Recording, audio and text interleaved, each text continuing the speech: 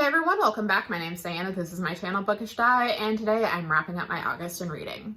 So quantity-wise, August was actually my best reading month of the year. I read 16 books this month, and while I don't necessarily think any of them qualify for favorites of the year, I did enjoy most of what I read. There were some mid books, particularly towards the start of the month, which was a little frustrating, but we got through it, and I read other books that I enjoyed much more towards the end, and overall it was a really good birthday month in terms of reading.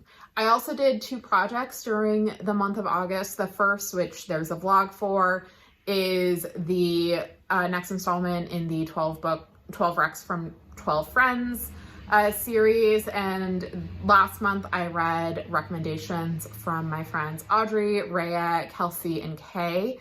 And yeah, that was a fun time. Fortunately, I did not have a descent into madness like I did with ACOTAR.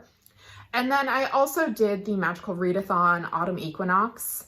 And for that, I was doing Star Whisperer. And as I go through books, I'll let you know which ones met the requirements for that. But I did complete it. I squeaked through at the very end.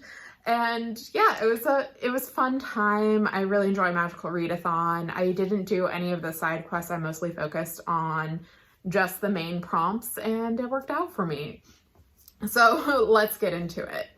So the books that I read for the 12 Recs from 12 Friends, I'm not going to be getting too in depth here, but I'm just going to talk about them at the top, and I will link those books. I'll link the vlog up above.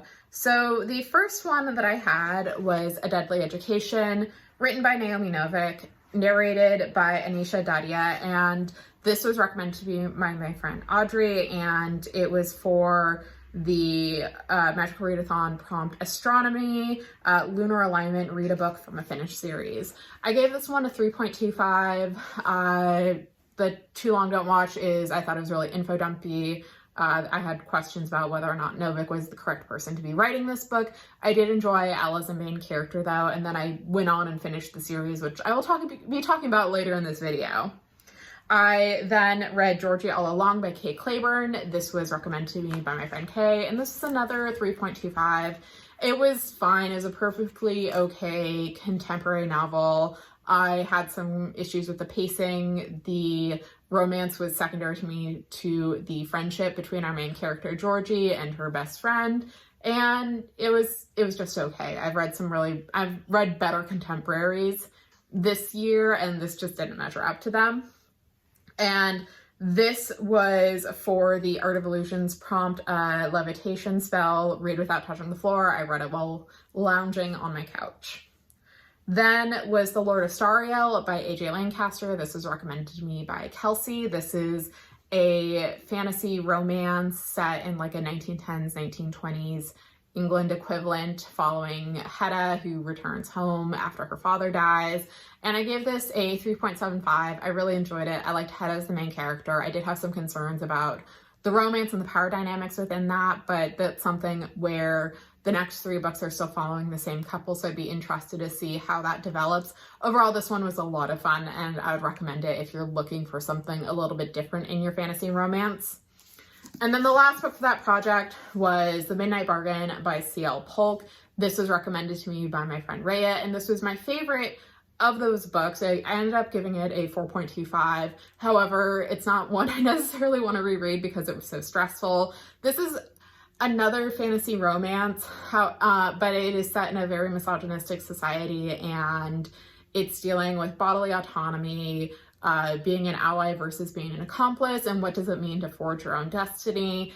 I really enjoyed it. This has been the year of C.L. Polk. I really like the writing. I can't believe I'm now out of books that they've written, so I have to wait for whatever they come up with next. This is very good. I don't know if I want, like I said, I don't know if I want to read it. For full thoughts, watch the vlog.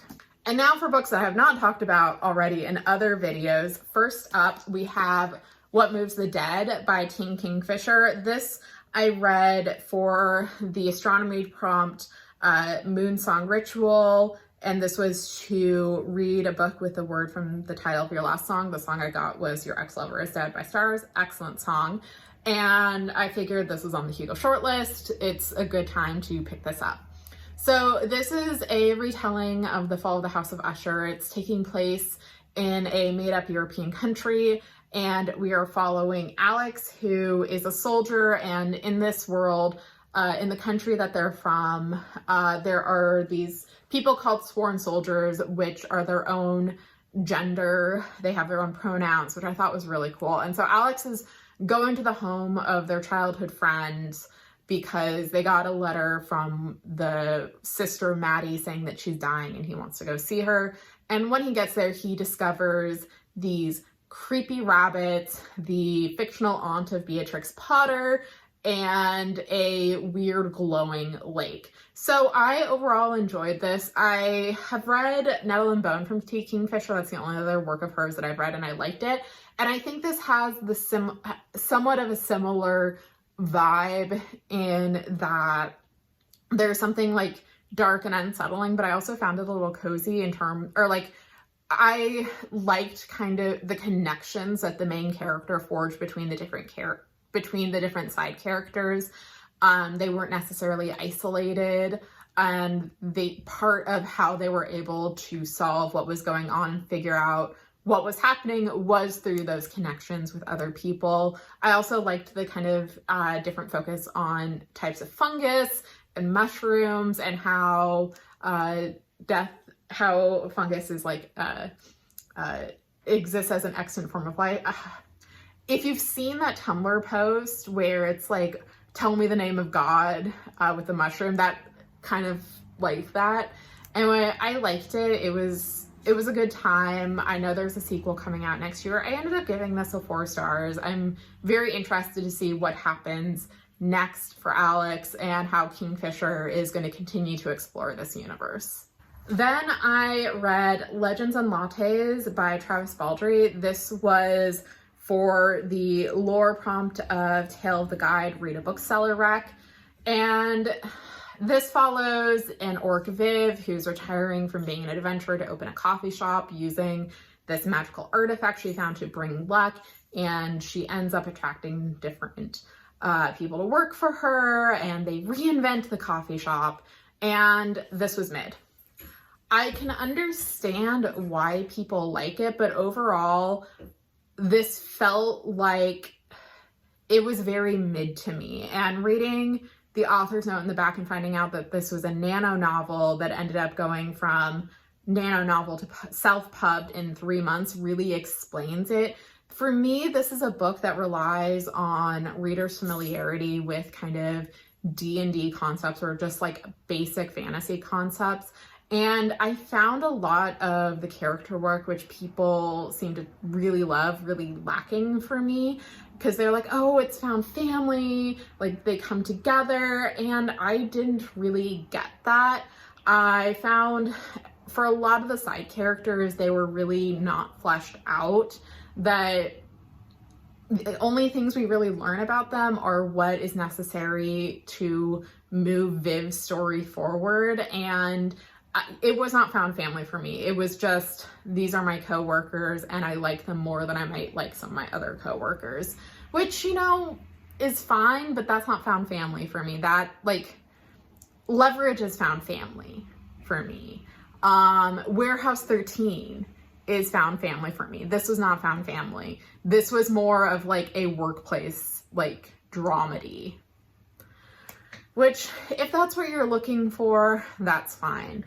The other things that didn't really work for me was, it doesn't really, like, I don't necessarily think it was Hugo worthy, just because, like, it is very basic. It is, like, it just feels so surface level, like, and I guess the conceit is like, oh, but they're inventing cinnamon rolls and biscotti. And it was just like, okay, like, I don't see why this should be nominated for the Hugos, but Babel, which had a much more interesting project and I thought was much better written, is not. So I gave it 3 stars, but I'm now thinking about it, it might be a 2.75 for me. Like, it was so mid, and like, I don't really remember like anything about the characters except for Viv and the Dire Cat. So if you like it, I'm happy for you. I don't personally understand the hype. I think this is probably like one of the more overhyped books for me.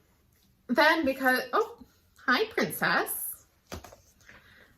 I've been getting a complaint that no one knows who Luke is because he never shows up, but he also never shows up. So here's Leia.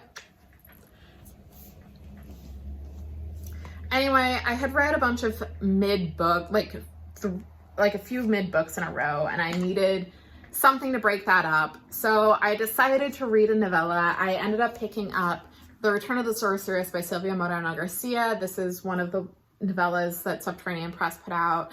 And I've had this on my shelf, and I was like, you know what? I know Silvia Moreno Garcia hits for me. I need something short that I know I'll enjoy. And you know what? I did enjoy it. I ended up giving this 4 stars. So we follow this sorceress, Yelshi, Yelshi. And she has just been overthrown as the head of the Sorcerers Guild or Sorcerers Organization. And so she's returning back to where she started to dig up a companion spirit so she can get revenge and she can get her spot back. And through this, she's kind of going through this self-examination, looking at her past, seeing like examining what she did to gain power and whether or not that was worth it and whether or not she really wants her old position back or if she's just doing it out of spite and she's really ready to move on. So I gave this 4 stars. I really like Silvia Moreno's world building. This is a pretty short novella. It's like a little under 100 pages, but I thought she did a really good job of giving us the atmosphere, giving us the sense of what Yelshi's world was like. I also liked Yelshi as a character. I thought that she was really ambitious and she does have regrets, but she doesn't look at them too closely because if she does, then she'll falter. And I liked how the problems that she was facing were resolved, as well as kind of looking forward to if Silvia Moreno Garcia ever returns to this book or this world, which I don't think she will. She bounces around between genres and protagonists. But if she ever comes back to this, I think it would be a really interesting starting point for a series of novellas, kind of similar to the Penrick and Desdemona ones that Lois McMaster Bujold puts out. So yeah, I really enjoyed this. This was a really good palate cleanser. I gave it 4 stars. I think the physical copy of this is sold out, but I'm pretty sure it's available as an ebook if you want to check it out. Then I read Magic Shifts. This is the 8th book in the Kate Daniels series. And in this book, we have Kate and Kieran adjusting to the changes that happened after book 7. They're trying to figure out what do they do with their lives? What does it look like? And Kate's also dealing with the fact that her father is nearby and all the complications of that entail. I don't want to get too far into the plot just because it's pretty big spoilers for the series, but overall I enjoyed this. I gave it a 4.25. I think this is one of my favorites of the series so far. I really just enjoy Kate and Kieran's dynamic. I really like seeing more of the side characters. So in this one, it's George, who is Curran's foster sister, as well as Eduardo, who's a character that we met in book 6. He's a werebuffalo, and we get more information about the world, about Kate's powers, where they do and don't work, and it continues to shift the status quo that Kate is dealing with, both with her and Kieran, but as well as her and Roland, her father, and the other characters. So yeah, I really enjoyed this. I'm really sad that I'm getting towards the end of this series. I've already read book 9, as well as the spin-off book, which I will be talking about next month's wrap up.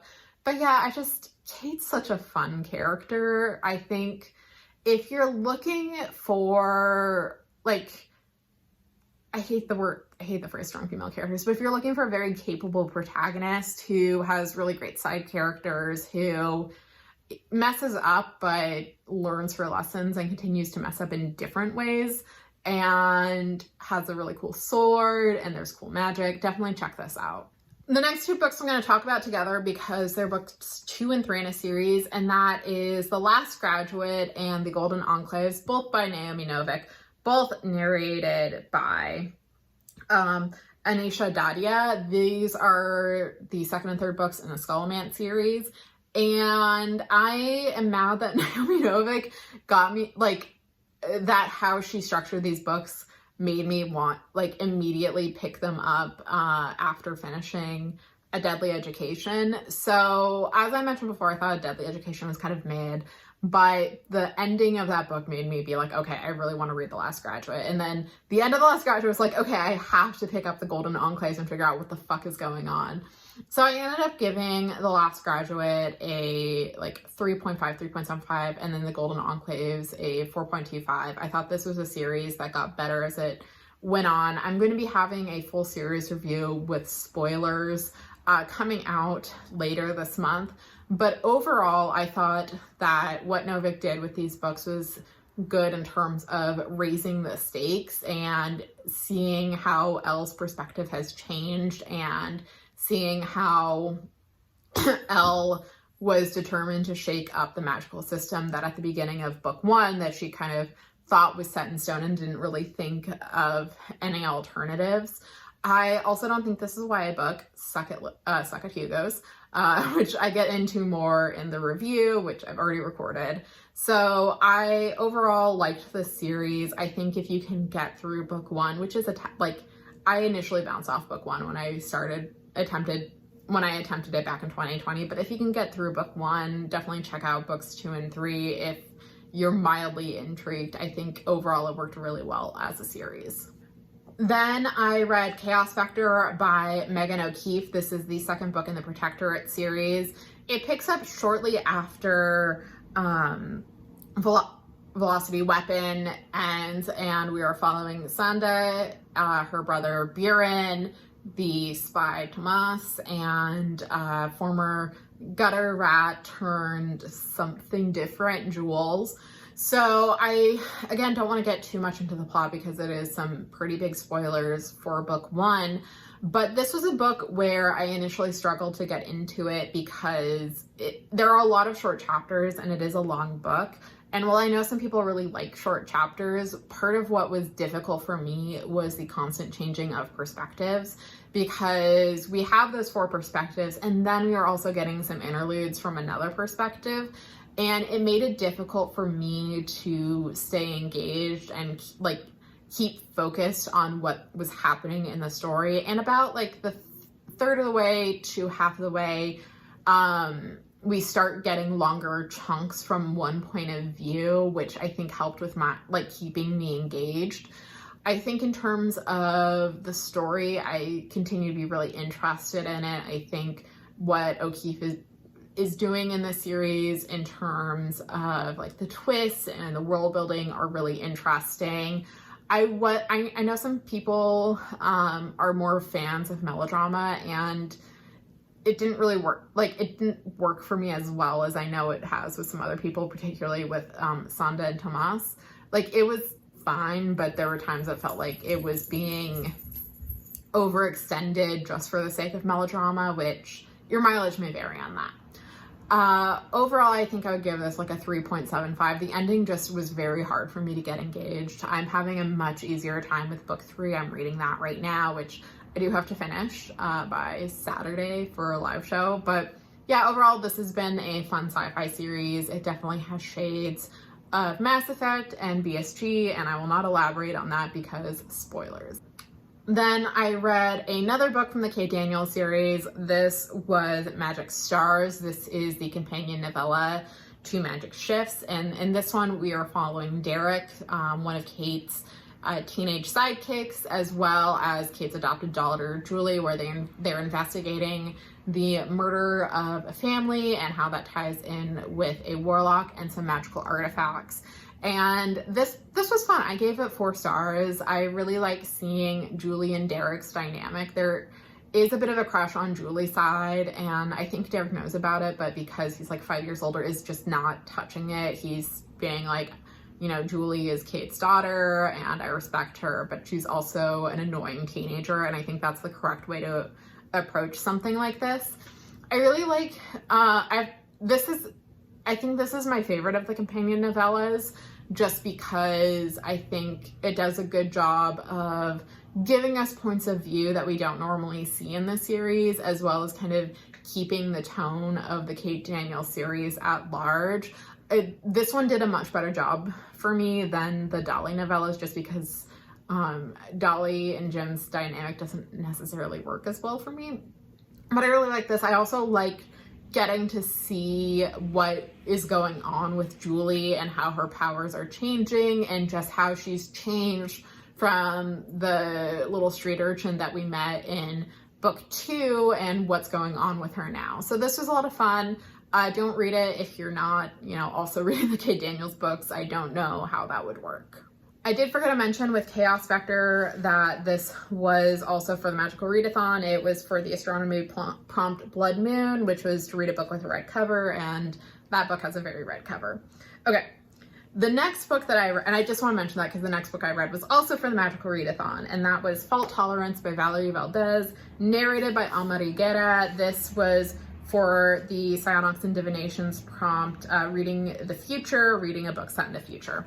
So this is the final book in the Chilling Effect trilogy, and we are continuing to follow the adventures / misadventures of Captain Eva Inocente and the crew of La Sirena Negra. So this one picks up pretty shortly after book 2, and Eva and her crew are trying to secure an all-expenses paid vacation, and all of a sudden these monoliths appear, threatening to destroy the universe, and Eva is approached by this machine to help stop the invasion. And if you like Mass Effect, if you like Transformers, if you like Psychic Cats, you might like this series.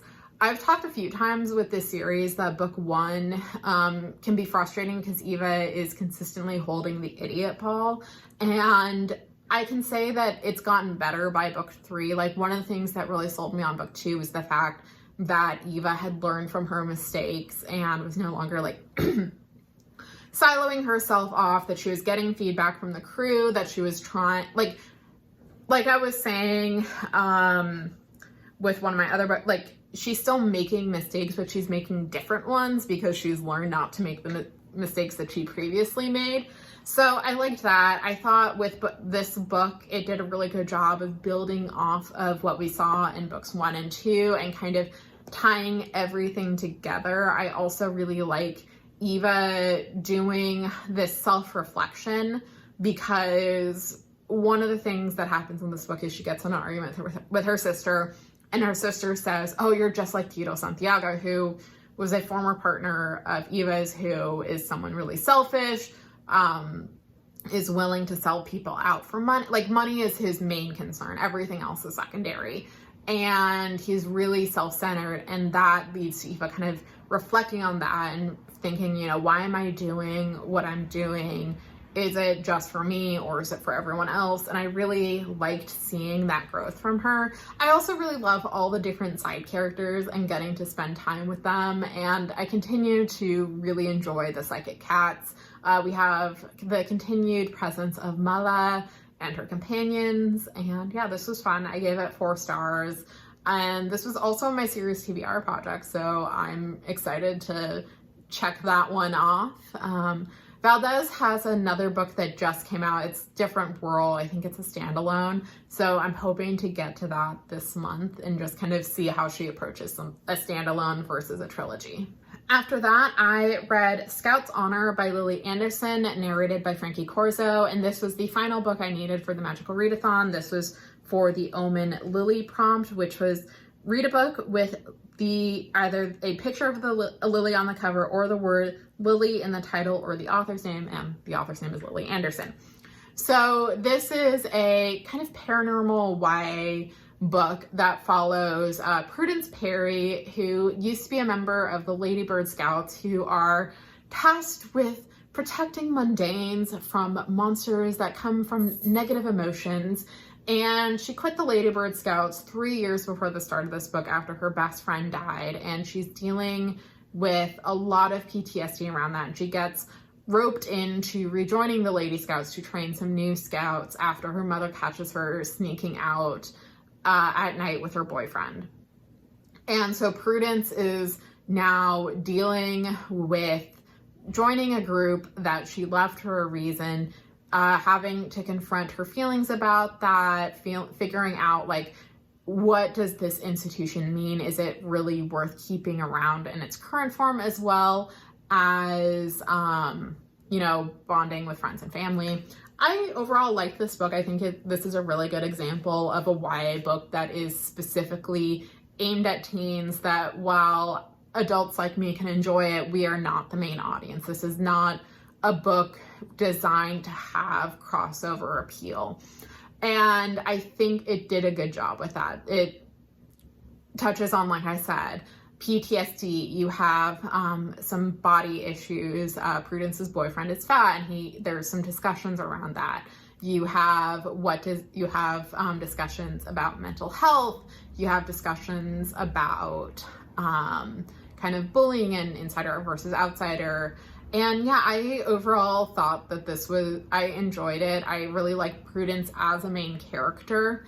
One thing I didn't really enjoy, and I wish the book had kind of delved into more, Prudence and her mother have kind of a strained relationship because her mother is all in on the Ladybird Scouts and